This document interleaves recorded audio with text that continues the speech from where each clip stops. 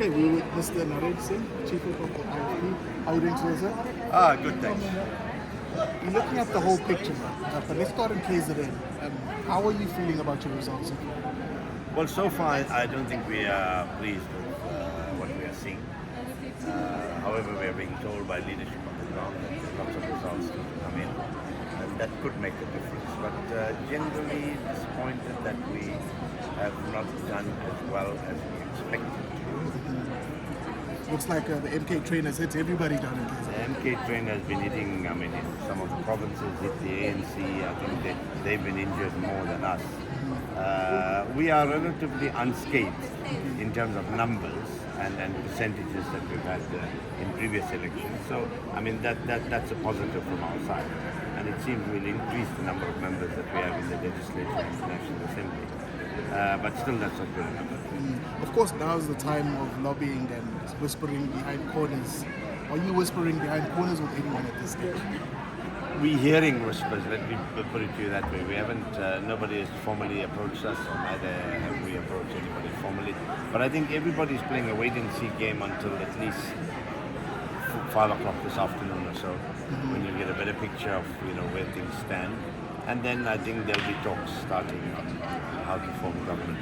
Well, obviously looking closely at KZN, and it does look like the MK will be the biggest party in the province, but it does look like they're not really going to have a majority.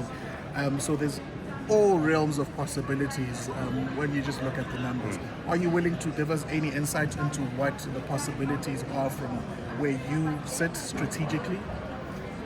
Well, I think the MK is going to be making the first approaches.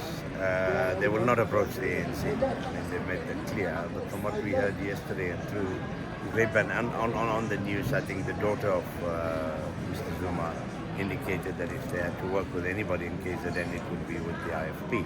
But that's what they said publicly. We haven't digested that. Are you receptive to No, that? like I said, we haven't digested that. We haven't considered it. But I think the first responsibility we have as being part of the MultiParty Charter is to talk within the Charter itself.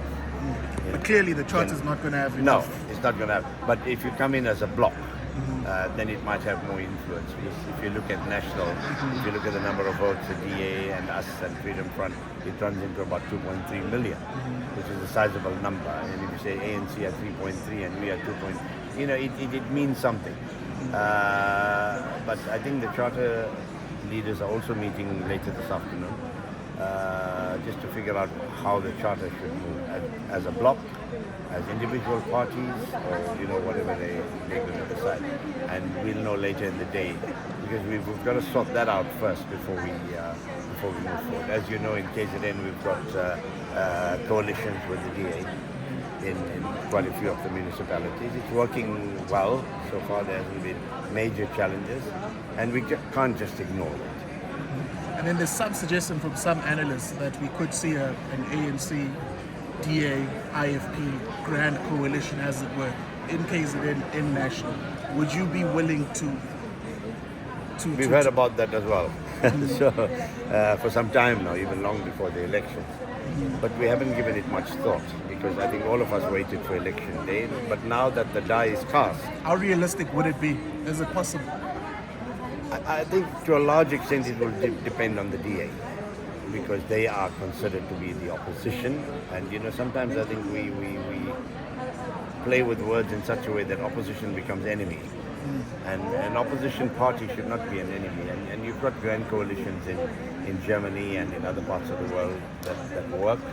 But it all depends on whether partners coming together want to do it for the sake of positions, do it for the sake of the people, which I think they should do, or do it for the sake of the country and its future and its economy and all the challenges that we are facing. Why do parties want to come together? Like-minded parties will need to come together. Just a final question. I know this is not being discussed internally in Gats of Freedom Party, but were you